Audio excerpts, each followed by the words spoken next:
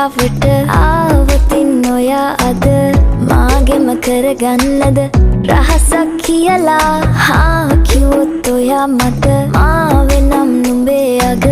රැජිනිය සදහට මං දෙවරක් නොහිතා සැරෙන් සැරේ කෝලෙන් බල බලා ඇසේ අස්සෙන්